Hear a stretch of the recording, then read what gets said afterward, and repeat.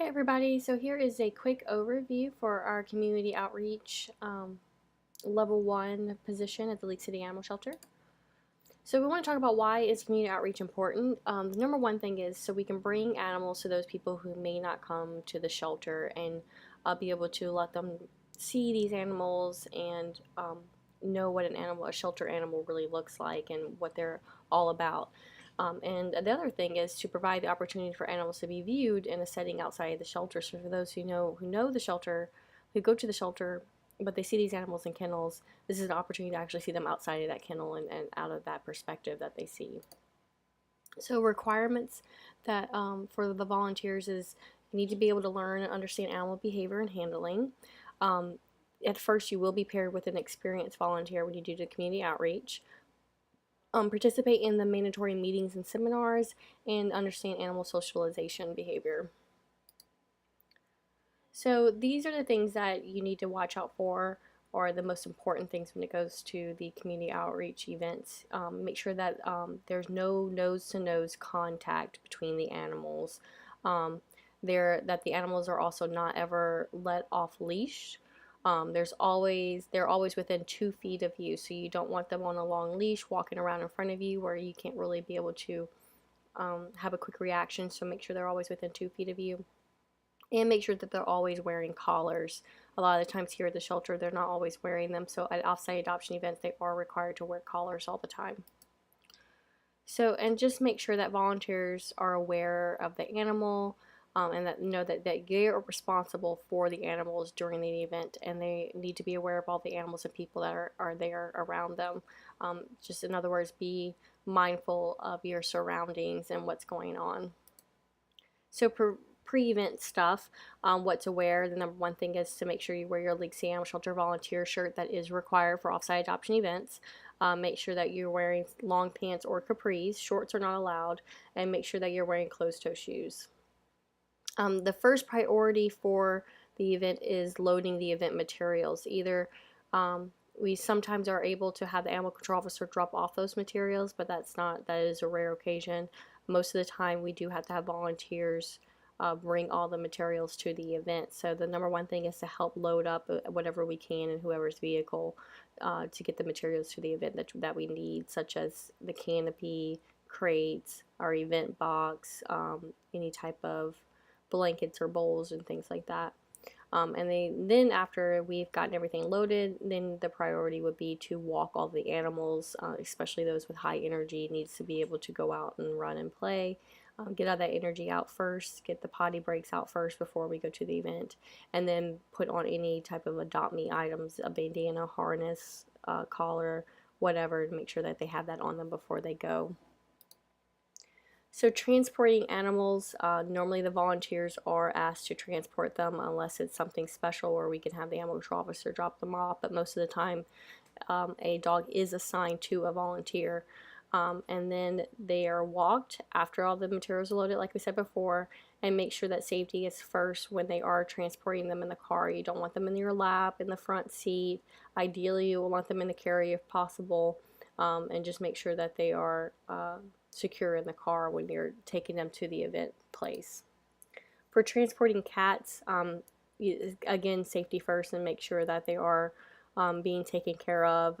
Each cat should be loaded into a carrier, and the carrier should be labeled so that way we know what cat that is.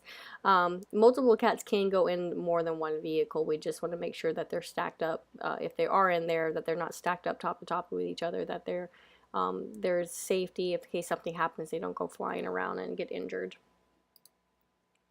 So during the event, the first thing we'll do is the location setup. The lead volunteer will be in charge of finding the person in charge to know where they're supposed to be if that's not already prearranged. And then all the other volunteers are either handling the animals while the other part of the volunteers are helping set everything up. Also during the event, it'll be managing the public, so you want to make sure that you're talking to the public, making sure that they're being safe around the animals, that they're interacting with the animals correctly. If you notice anything off with the animal, make sure that you're letting the public know, okay, hey, he doesn't really like to be held like that, or is there any way that you can stand up or scoop down towards him to make him feel more comfortable, things like that. Also managing the dogs while we're there.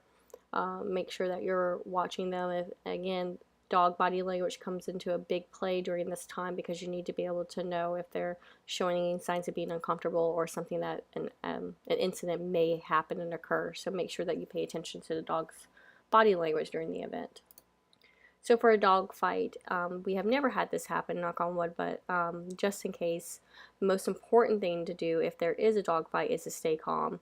Making sure you have a clear mind is the key to making safe decisions, and the less likely you will get bitten in the process. So make sure that you are doing that. If you are bitten while breaking up a fight, after successfully breaking up the fight and separating them, attend to your wounds first and then attend to the dogs. We want to make sure that you're taken care of, and then we can get others to kind of help with the dogs in case that situation happens. You're making sure that you're following normal dog fight rules. Don't stick your hands in there to trying to separate them. Don't try to get yourself injured in the process of breaking up the fight. And engaging with the public is probably one of the most important things beyond taking care of the animals during the event. You want to make sure that you're talking with the public, you're engaging with them, you're letting them know about League City Animal Shelter and all the services that we provide for the community, whether they own a dog or a cat or whether they don't. Even things such as our low-cost microchipping or ID tags or different events that we go to or fundraising stuff that we need. There's all types of stuff that you can discuss and engage with the public about beyond just adoptions. So at the end of the event, we had the breakdown. During a location breakdown, these are the different things that you would do, making sure that you're putting the dirty towels and blankets in the correct garbage bag. Tablecloths are separate from that bag, so that is very important. Dirty dishes should be separate from clean as well. Pick up all the trash in the surrounding area and basically leave the area just as clean as when you arrive. Make sure you're picking up all the items. Poop bags are thrown away, all of that good stuff. When you return to the shelter, all the items must return to a designated area in the shelter. Dirty laundry needs to go into the laundry room. Tablecloths are separated from the dirty laundry and washed separately.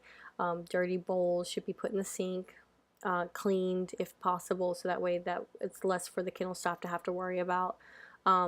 Dirty kennels, the pop-up kennels should be placed up against the wall to be cleaned. They are cleaned with special stuff, so that would need to be cleaned by the kennel staff.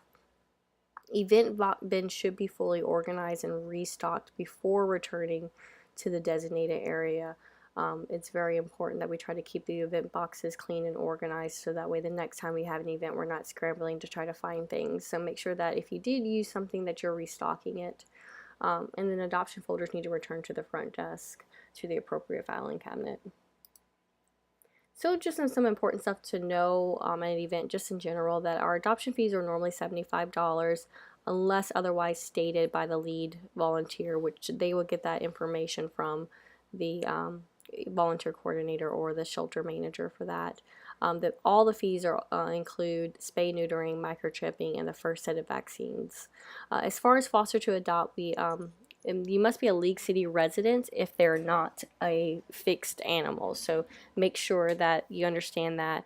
If they must be a Galveston County resident if they are a fixed animal. So if they're fixed, they still must be a Galveston within a county area resident.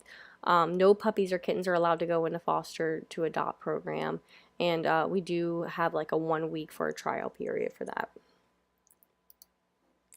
And that's it, everybody. I hope that this kind of gives you a little good information on what a community outreach rules and responsibilities are, and kind of a good overview of it. And again, the most important thing to remember when you're doing it is don't forget to have fun. We're there to have a good time, meet new people, and let the community know we're here. So that's it.